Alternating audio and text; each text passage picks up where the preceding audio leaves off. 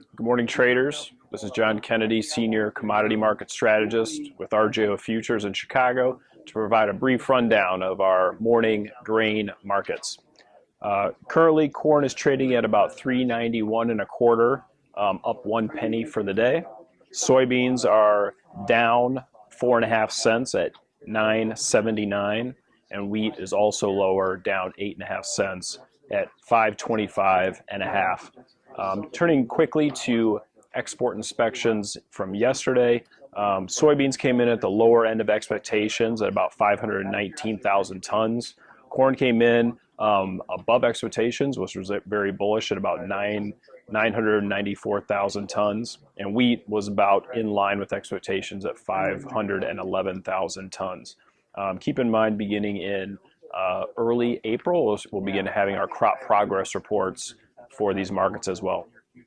Today, as I said, is basically a turnaround Tuesday for the beans and the wheat. Yesterday, the grains overall caught a nice bid following the massive commodity sell-off from last week, and also a bit of a downside correction in the dollar in regards to the euro and emerging market currencies. Overall for grains, these moves have been technical in nature as some of the fundamentals have been lacking. Keep in mind, 1 week from today, we have one of the larger grain reports for the year, so pay heed to that.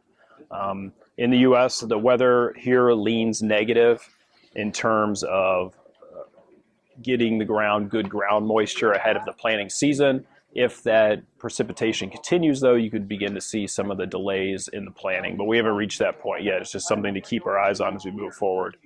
Overall, today, the dollar's slightly higher. Stocks are higher. Crude is up about a dime, so that could be impacting the grains as well. From a macroeconomic perspective, there are some worries over Chinese economic growth. Obviously, this directly impacts their demand for our grains, specifically soybeans.